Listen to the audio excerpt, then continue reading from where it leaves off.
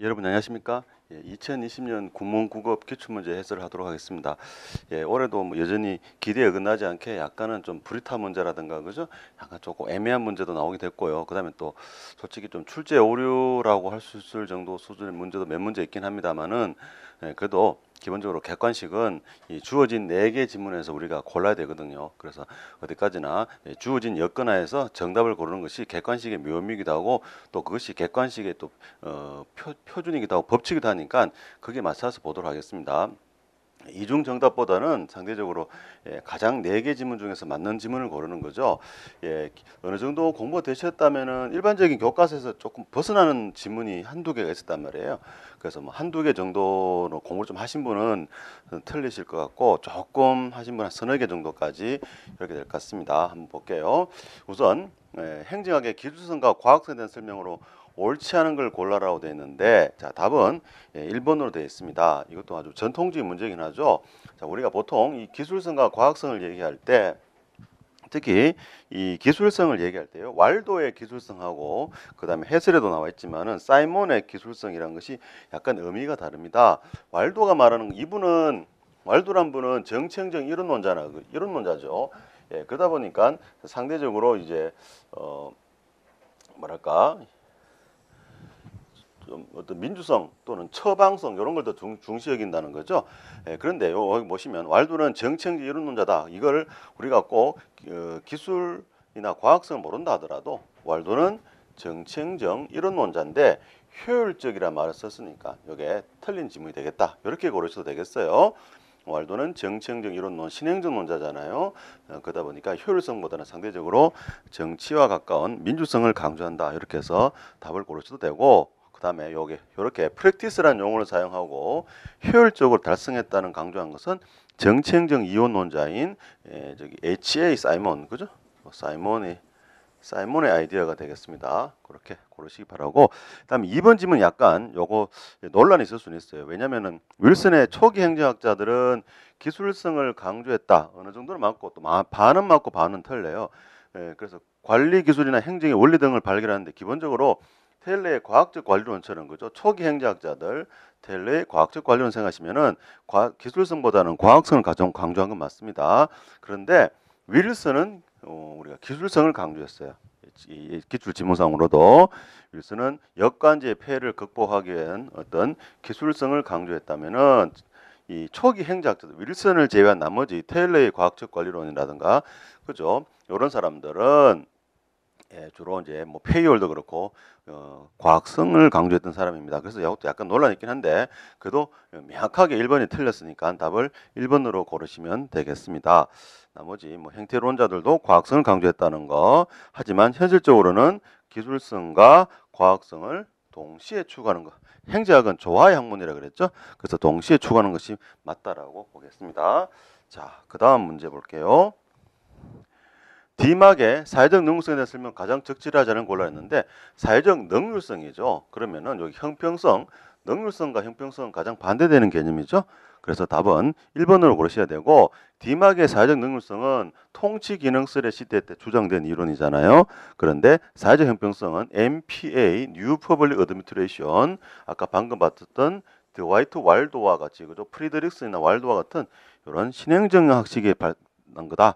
요거는 1960년대 중반 이후 중반 이후라면은 디먹의 사회적 능률성이라는 것은 1930년대 뉴딜 정책 당시 나타난 것이다. 그래서 답은 1번이 틀린 질문이 되겠습니다.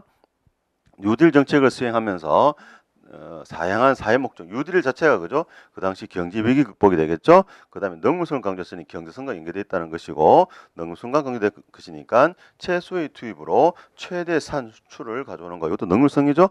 그래서 답은 1번이 가장 적합한 말이 되겠다. 그래서 여기 보시면은 가장이란 말을 붙였어요. 이게 출제자 의도가 이거죠. 약간의 오류는 있을 수 있지만 가장 가까운 걸 찾아라.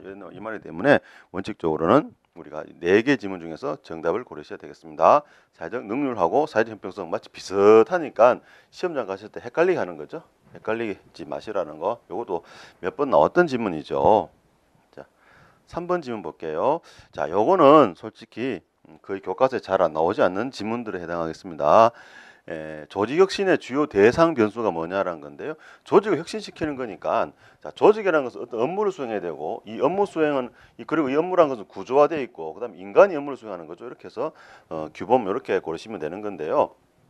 자, 뭐 요게 원래 레빗이란 말 자체가 해설에도 보시면 나오지만은 과학, 구조, 기술, 인간이란 네 가지 변수를 제시하고 있다고 되어 있습니다. 여기다가 인간이 기술 구조 안에 있는 인간이 기술을 이용해서 업무를 수행한다. 이렇게 이해하시면 되겠고요. 그래서 과학이 최종적인 목적인데 이런 과학을 수행하기 위해서 수단으로서 구조, 기술, 그다음에 인간이라는 변수를 사용한다. 됐습니다. 이렇게 좀 보시 바랍니다. 가장 좀 이게 뭘까? 이건 또 그렇잖아요. 나머지는 좀 뭔가 현실적이라면 규범이라는 거는 이상적이라는 건 좀 추상적이고 좀 주관적이고 질적인 개념이죠. 이렇게 해서 고르셔도 되겠어요. 나머지 인간 업무 구조라는 뭔가 객관적이고 양적 측면을 할 수 있다면은 규범이란 건 질적이다. 이렇게 해서 답을 고르셔도 됩니다. 제가 수업 시간에 누누이 말씀드리죠. 사회과학은 양적인 측면과 질적인 측면 두 가지가 크게 대립 공존하고 있다. 그래서 혹시라도 불이타 문제 나올 때 양적 측면과 질적인 측면 나눠서 이렇게 푸시라고도 제가 말씀을 드렸습니다. 자, 다음 4번 문제 볼게요. 이것도 뭐 빈출인데요. 특례가 적용된 경우 옳지 않은 것은 이 두 개 중에 답이 있겠죠. 50만이냐 30만이냐 이건 아주 꼭 가져가시라고 제가 말씀드렸는데 답은 30만이 되겠습니다. 50만 이상 대도시의 경우에 특례를 인정하자는 거죠. 대표적인 것이 이제 광역이 아닌 기초지만은 우리가 서울 같은 데 보면 수원이라든가 일산 그죠? 이런 데 같은 경우가 우리가 또 50만 이상의 도시가 되겠습니다. 자, 그 특별자치도 자치구 또는 해설을 보시면 세종특별자치시 같은 경우에 이제 특례를 인정하는 거죠. 대표적으로는 서울시가 대표적이 되겠습니다. 자, 다음 5번 문제 볼게요. 가치에 대한 연구죠. value, 팩트가 아니라 가치에 대한 문제를 본격적으로 연구한 언제인가? 바로 정치행정 이론론의 신행정학식이죠. 특히 신행정학시기에 사회적 형평성, 방금 보셨던 사회적 형평성 추구하던 거, 사회적 약자를 위해서 나서는 거, 그죠? 이게 바로 본격적으로 관심을 끈 것이다. 이래 보시면 되겠고, 그렇게 해서 보시면은 문제가 되겠다. 딱히 뭐 그죠? 한마디로 이전에는 행태주의를 반발한 거죠. 행태주의 반발하면서 새로운 행정을 하겠다. 그래서 신행정론이라고 말씀을 드렸죠. 됐고 이런 거는 간단하게 풀 수가 있어요. 6번 문제. 사이먼의 정책 결정 만족 모형이라 쓰면 만족 모형인데요. 만족 모형. 제한된 함수를 가지기 때문에 인간은 그죠? 경제인이 있고 행정인이 있다는 거죠. 그런데 경제인은 완전한 정보를 전제로 하는 거고, 그다음에 자신은 이제 제한된 정보에서 인간은 만족하는 모형. 요걸 우리가 행정인이라 불렀단 말이에요. 그래서 경제인은 합리 모형 완전한 함성에서 목표 달성의 극대화라면은 행정인은 만족할 만한 선에서 거친다는 거죠. 그래서 목표 달성의 극대화를 위해서 합리적이고 분석적 결정을 한다.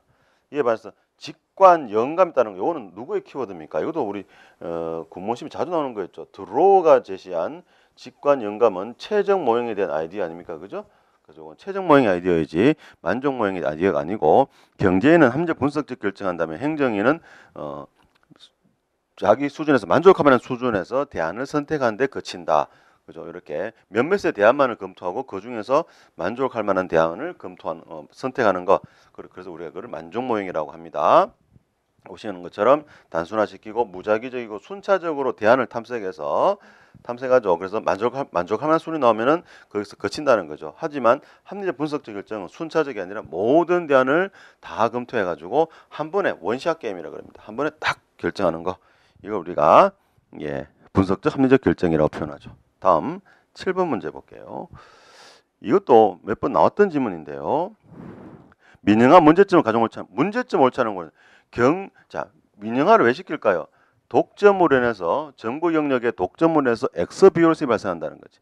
그래서 오히려 독점으로 인한 X 비효율성을 극복하기 위해서 뭐가 필요하다? 독점의 반대인 경쟁을 시켜가지고 효율성을 높이자. 그리고 경쟁이 심하다는 거는 이건 나쁜 건 아니에요. 우리가 생각하시면 여러분 우리 요즘 세대들 그지 막 헬 지옥이다, 헬 조선이다 이런 말 하지만은 경쟁이 너무 심각하다지만은 기본적으로 경제학 논리로서는 경쟁이라는 건 좋은 거거든요. 그래서 이거는 일단은 문제점이 아니에요. 그리고 오히려 경쟁을 통해서 어떤 효율성을 제고할 수 있다는 면에서 이거는 문제점이 아니라 오히려 민영화의 장점이다. 효용성 또는 장점으로 분류를 많이 합니다. 자, 그리고 서비스 품질의 저하라는 거는 기본적으로 민영화를 시켰는데 그죠? 민간에서 이윤이 창출되지 않을 때 어떻게 한다?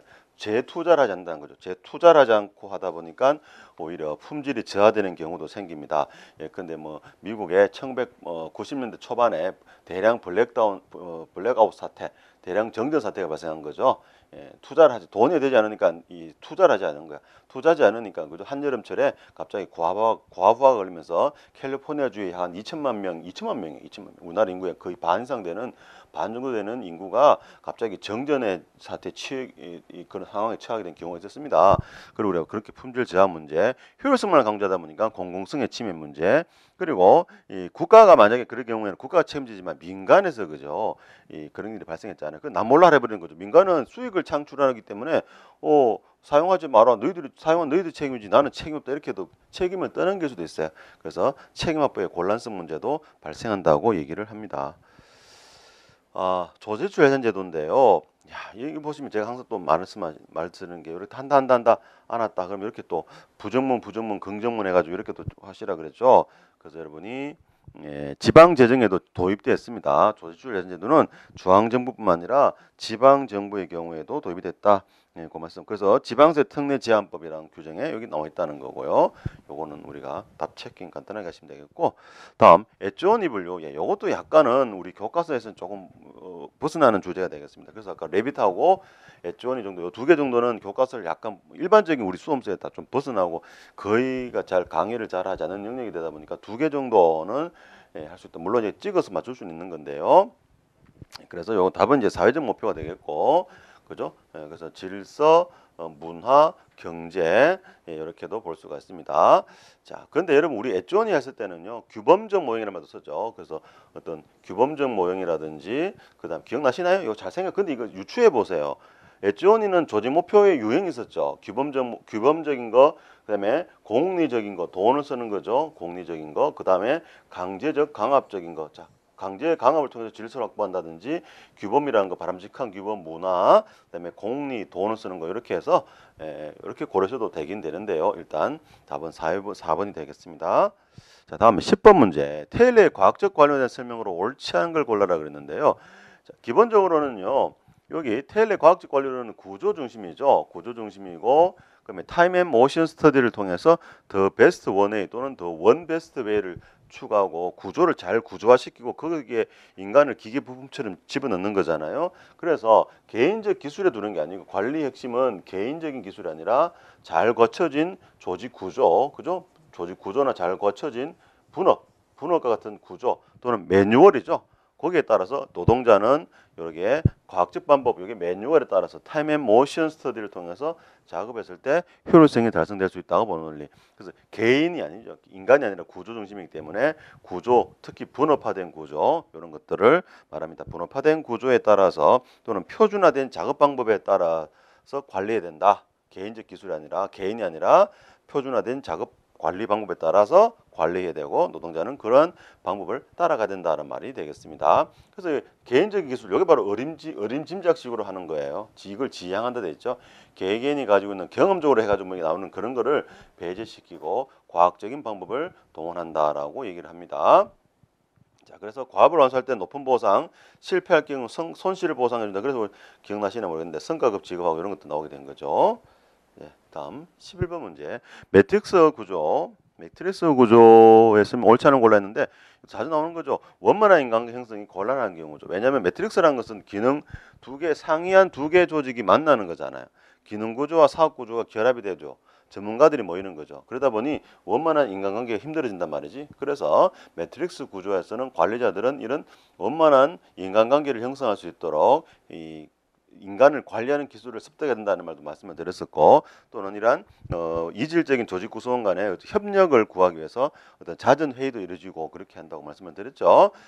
또는 이질적인 구조가 두 개의 조직이 만나다 보니까 권력 투쟁이 발생하기도 한다. 또는 이 두 개의 조직이다 보니 이중의 명령과 보고 체계가 되기도 한다라고 말씀드렸습니다. 그 두 개의 조직은 바로 기능부서와 사업부서다라고 이건 누누이 말씀드렸던 거죠.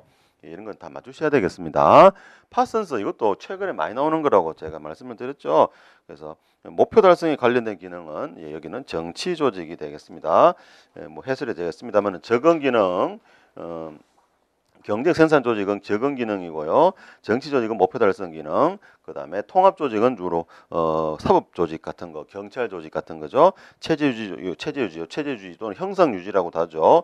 이것은 교육 문화와 종교 단체, 학교 같은 것들이 된다고 말씀을 드렸습니다. 자, 다음 13번 문제. 여기 보세요. 이런 거 문제 나왔을 때 우리가 책에 기존도 다 있지만은 일단 여기 채용된다는 거나 시험을 통해서 뽑죠. 그죠? 근무하는 공무원이다. 그럼 여기 채용 여기 짧은 시간을 근무한다 했죠. 그 시간을 선택해서 하는데 시험을 통해 채용한다. 그러니까 시간 선택제 채용 공무원 이렇게 제가 기출 문제 풀이할 때도 말씀을 드렸던 것처럼 설문에 지문에 여기 설문에 답이 있으니까 설문을 잘 보라라고 제가 항상 말씀을 드렸어요. 그리고 보시면은 정년이 보장되잖아요. 그죠? 보장되는 공무원이. 그러니 정년이 보장되니까 임기제라는 거는 빠져줘야 돼. 임기제라는 것은 계약직 공무원이니까 빠지죠.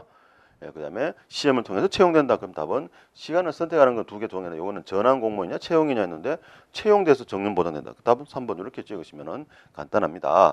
의외로 간단한 거란 말이에요. 자, 이거를 어렵게 생각하지 마시고 그 구체적인 전환, 임기제 나머지 두 개는 다 임기제 공무원이죠. 계약직 공무원, 임기제라는 말이 말해줘야 임기제지 이게 계약직 아닙니까? 이게 종례예요, 그죠? 계약직 공무원이었죠. 정년이 보장되는 게 아니죠, 그죠? 그 벌써 두 개 지문은 빠져버리는 겁니다. 전환시키는 거니까 잠깐 바뀐다는 거겠죠. 거기서 해설해도 원래 본인이요. 원래는 이 사람들은 정규직 공무원이에요. 정규직 공무원인데 자기가 필요에 따라서 예를 들면 실질적으로는 그런 건데 뭐 이렇게 좀 체력이 약하다든지요. 또는 자기는 창의적 업무를 해야 되기 때문에 근무 시간을 조금만 줄여서 이렇게 근무하게 하는 겁니다. 최소 뭐 3시간 이상 주당 15, 25시간, 35시간, 25시간인데요. 그죠? 이렇게 근무하는 거에 자기를 좀 바꿔달라. 시간으로 좀 바꿔달라. 그래서 하는 걸 그걸 바꾼다. 그래서 전환 공무원이랍니다. 통상적인 근무 시간을 좀 바꿔달라 해서 전환 공무원이라고 표현하죠. 나머지는 선택제 채용 공무원 이렇게 맞습니다. 자, 14번에 여기에요. 뭐 어떤 분들이 이런 얘기 있는데 기본적으로 이 키워드는 정부 조직 개편이죠. 그러니까 이건 바로 이체를 찍으시면 됩니다. 그다음에 뭐 이용 전용도 있는데 요거는 뭡니까? 이체가 맞는 편이고 이런 이체는 실질적으로 어떤 형태로 이루어진다? 실제로는 이용이나 전용 형태로 이루어진다라고 그 실무에서는 제가 그렇게 말씀을 드렸을 거예요. 그죠? 원래 요 정부 조직 개편이라는 단어는 반드시 이체로 써주셔야 됩니다. 이거는 이체가 맞는 표현입니다. 자, 그다음 15번에 자, 요 문제도 약간 헷갈리는 문제이긴 한데 자, 현대적 행정이념에 가장 적절하지 않은 골라라. 그러면은 고전적 요 반대해서 가면 되죠. 옳지 않은 골라라. 그러면은 고전적 행정이념을 이렇게 고르시면 되겠어요. 그랬을 때 가장 고전적인 것은 뭐다? 민주성이죠. 순서 제가 해설에도 보면은 우리가 근대 입법국가 등장하면서부터 합법성과 능률성, 민주성 이렇게 순서대로 발전해 온 거거든요. 그래서 최근에 어떤 불확실성의 시대, 위험사에서는 안정성을 위해서 여러 가지 추가적인 장치, 가회성도 필요하고 그다음에 뉴 가버넌스 또는 신공 서비스론 시대 때는 신뢰성, 협력, 그죠? 그다음에 성찰성. 성찰성이란 거는 그게 인간의 존엄성 실현 또는 공동체 정신, 공동체 하에서 어떤 개개인의 존엄성을 실현하고 공동체 구성으로서 의무를 수행하는 거 이런 것들을 우리가 성찰성이라고 그럽니다. 그래서 이걸 우리가 공동체 정신을 기본으로 두고 있다. 이것도 다 최근에 이루어내겠습니다. 자, 그래서 민주성 이렇게 고르시면 되겠는데 이것도 조금 시험장에서는 고르기 힘드셨을 거예요. 그럼 16번에 윈터가 제시하는 집행성과를 좌우하는 요인이 뭐냐 했는데요. 자, 그러니까 여기 결정자의 행태는 이거는 결정 과제에서 영향을 미치는 거겠죠. 그죠? 결정자 행태는. 그래서 여기 이렇게 단순하게 고르셔도 되는데 자, 일선 관료, 집행 과정에서 일선 관료들이 집행하니까 일선 관료들이 얼마나 집행에 성실히 임하느냐에 따라서 집행이 달라질 수 있고 또 조직 상호 간에 집행하는 할 때 상호 간의 집행 행태 뭐 예를 들면은 환경 정책을 표현한다 했을 때 환경부하고 환경 상대적으로 환경 보존보다는 개발에 치우치는 국토교통부하고 이렇게 막 조직 간에 어떻게 이렇게 권력 싸움이라든가 부처 이기주의 같은 게 벌어질 때 이것도 집행에 영향을 미친다는 거. 그다음에 형성 과정. 정책이 만들어지는 과정이 이게 집행에도 영향을 미친다. 예컨대 정책이 만들어질 때 다양한 이익단들이 영향력이 엄청 많고 파워게임도 많이 벌어지고 말썽이 많았다. 정책이 만들어질 때 그러면은 당연히 집행 과정에서도 여전히 어떻게 될까요? 그러한 소란 같은 것들이 그대로 따라간다는 겁니다. 정책이 만들어지는 과정에서 말이 많았을 때 실제로 집행해 줄 때도 말이 많다는 거죠. 그런 것들. 예컨대 뭐 여러분이 뭐 방금 환경보호 똑같은 논리인데요. 어떤 국립공원에다가 케이블카를 설치하려고 한다. 근데 그 케이블카를 설치하는 그 과정, 형성 과정에서 지역 주민들하고 또는 시민단체들, 환경단체들 간에 막 갈등도 많았어요. 그래 결국 하기로 했어. 했지만 또 집행할 때 어떻게? 막상 또 설치하고 건설할 때도 그죠? 환경보호단체들 와가지고 뭐 데모하고 철회하라 그죠? 막 그렇게 계속 할 수 있는 거죠. 형성한 것이 집행에 그대로까지 영향을 주는 겁니다. 결정자 행태는 이제 말 그대로 결정자가 정책을 결정할 때 그죠? 어떤 행태를 보냐에 따라서 정책 결정이 좌우된다는 거죠. 예, 상대적으로는 4번이 가장 거리가 멉니다. 그 다음에 17번 시군 통합의 긍정적 효과된 설명과 옳지 않은 골라야 되는데요. 자, 답은 이게 가장 큽니다. 행정의 대응성 지혜가 가장 크다. 자, 행정의 대응성한다는 것은 지역 주민들이 가장 좀 원하는 것을 그저 즉각즉각이 할 수 있어야 되는 건데 시군을 통합해버리면 어떨까요? 이게 규모가 커져 버리죠. 그래서 규모의 경제 실현할 수는 있어요. 하지만은 이 거리가 멀어지는 거죠. 예. 근데 해설에도 잠깐 보시면 나오는데 거기에 시군 통합원 해가지고 주민과 가까워야 되는데 그죠? 근데 공간 규모가 광역지대다 보니까 접근성이 떨어질 수 있다라고 얘기를 합니다. 예컨대 뭐 이게 꼭 시군 통합 아니라더라도 예를 들어보세요. 여기가 소방서가 있단 말이에요. 소방서가 있고 A군이 있고 B군이 있어요. 그런데 이거를 좀 통합을 했단 말이죠. 그런데 통합하는데 한쪽에다 있어요. 그러면 어떨까? 원래 두 군데 다 소방서가 있을 때는 불이 났을 때 빨리 와서 불을 끌 수 있잖아요. 대응성 높지만 하지만은 A, B가 통합이 돼가지고 통합되니까 여기다가 조금 더 크게 지어요. 그거를 이게 좀 크게 짓습니다. 그러면 어떨까? 규모의 경제는 달성할 수 있지만요. 규모의 경제 달성할 수 있지만은 뭐 어떻게 됩니까? A 군에 있는 주민들은 그죠? 아무래도 좀 불안하죠. B 군에서 여기까지 와야 되는 거. 바로 옆에 있을 때보다도 멀리서 이렇게 왔을 때 훨씬 이게 대응성이 떨어지잖아요. 이런 내용들이 되겠습니다. 자, 그래서 돼 있고 그래서 대응성 재고가 떨어진다는 거, 아무래도 규모가 커지는 대신에 거리가 멀어지는 거죠. 통합을 하면은. 그래서 대응성은 떨어진다. 하지만 이번처럼 규모의 경제는 실현할 수 있다라고 얘기는 합니다. 자, 다음 18번 문제. 이것도 잘 나오는 문제죠. 진보지 보수 정부 이것도 기출로 몇 번 나왔던 겁니다. 자, 진보 정부 선호 정책을 가장 적절하지 않은 것은 무엇이냐 했는데 자, 조세 감면을 확대하는 거 요거는 보수지 정부가 하는 거죠. 자, 우리나라의 경우에도 주로 보수 정부인 이명박 대통령 때 조세 감면을 많이 했죠. 대기업에 대한 조세 감면 같은 거 많이 했습니다. 그래서 틀린 말이다. 근데 여기 보시면은 소득 재분배 정책이라든가 사회적 약자를 위해서 그죠? 하는 이러려면 어떻게 될까요? 조세를 감면 확대하는 것이 아니라 조세를 감면을 축소시켜 가지고 더 많은 세금을 거둬야 되겠죠. 세금을 거둬서 사회적 약자들에게 복지라는 형태로 제공해 줘야 되는 거니까 예. 1번과 3번은 조금은 이 반대 견해 됩니다. 또는 소수민족의 기회를 보장해 준다. 결국은 둘 다 3번과 4번은 형평성을 추구하는 거죠. 그죠? 또는 사회적 규제 같은 정부 규제를 강화한다든지. 그래서 답은 1번은 진보주의가 아니라 보수주의 정부에서 조세 감면 확대를 많이 추구한다라고 할 수 있습니다. 자, 다음 19번에 옴부즈만 들었으면 옳지 않은 골랐는데 스웨덴 최초 도입된 거 맞고요. 국민의 권리 보장하고 보통은 입법부에 소속돼 있죠. 자, 내부 통제 한계를 보완이란 보다는요. 이 옴부즈만 제도는 외부 통제 한계를 보완하는 측면이 강합니다.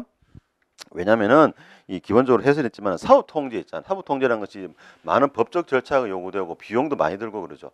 그럴 때 옴부즈만 제도와 같이 좀 간단하게 그죠? 저는 시간을 절약하면서 이렇게 빨리빨리 문제를 해결할 수 있게 해주는 거 이게 그래야 됩니다. 그래서 사업 통제의 한계를 보완한다는 측면.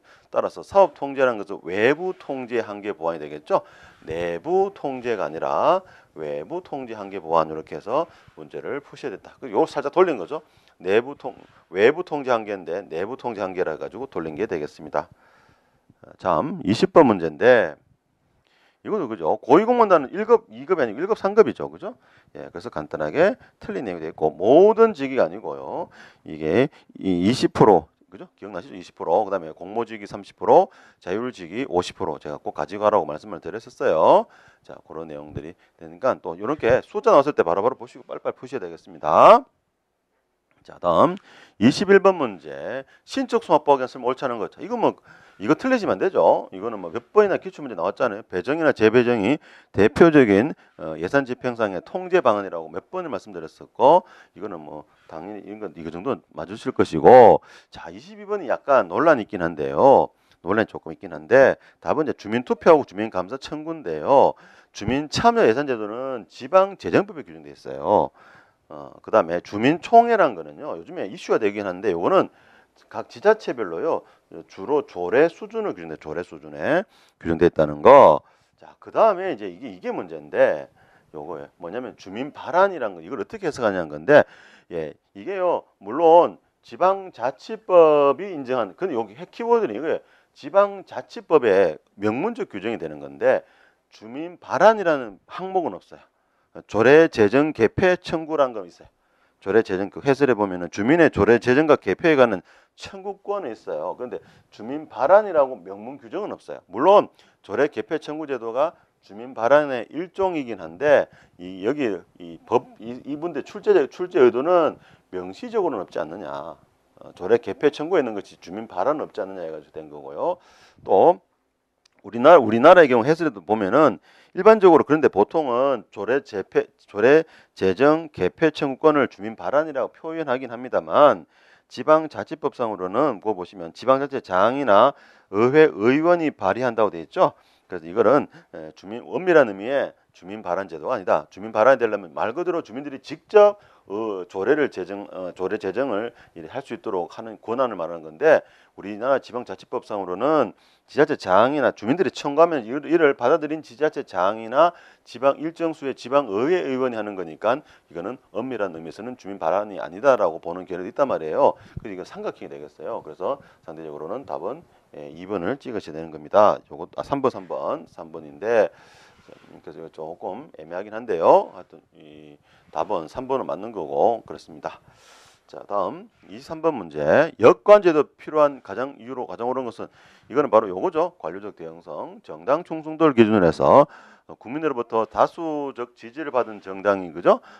행정부를 장악하고 국민들이 원하는 어떤 요구를 임기 내에 수행하는 거니까 국민의 요구에 대한 관료적 대응성 향상 요거는 역관제 제도에 대한 필요가 가장 큰 이유가 되겠다. 이것도 빈출로 나온 질문이 되겠습니다.